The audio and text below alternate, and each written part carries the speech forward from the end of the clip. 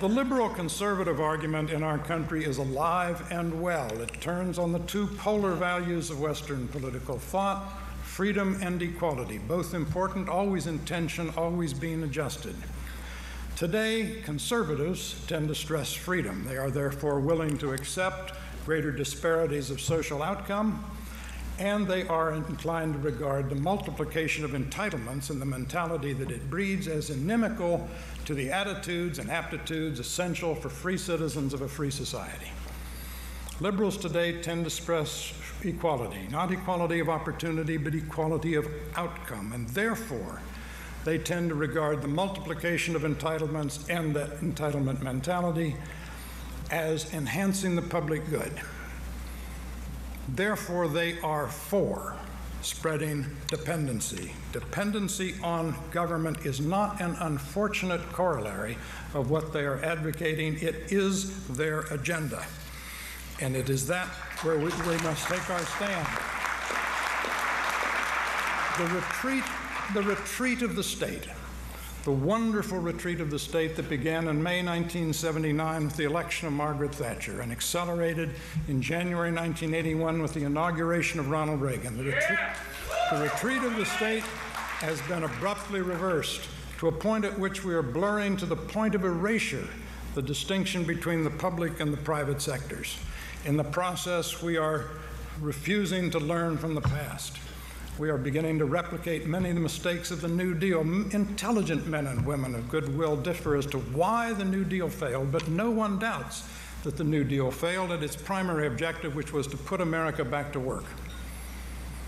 Yet we're replicating its techniques. In September 1933, with hunger stalking the land and unemployment over 20%, the New Deal had a brainstorm, and that was to fiddle with demand in the agriculture sector and trigger a revival of the economy. They ordered the slaughter of 6 million pigs.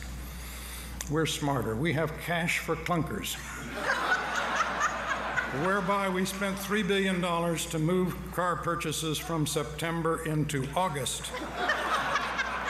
All of which proves, as Mitch McConnell never tires of saying, that there is no education in the second kick of a mule. But look how the world has changed. 16 months ago, New York City was still the financial capital of the world. It's not even the financial capital of the United States. This town is. We have now something like state capitalism, in which capital, credit, the lifeblood of our economy, is increasingly treated as a public utility to be priced and allocated by political forces. Inevitably, this makes capital a slush fund, and inevitably, it funds crony capitalism. Much of this, we must face, ladies and gentlemen, began under a Republican administration. For example, with Detroit, where we pioneered, it was a Republican administration that began it, the lemon socialism of subsidizing failure. I don't know why the Bush administration felt so strongly about this. I think they were haunted by the searing memories of the continent-wide urban unrest and civil disorders that accompanied the bankruptcy of Studebaker. Today,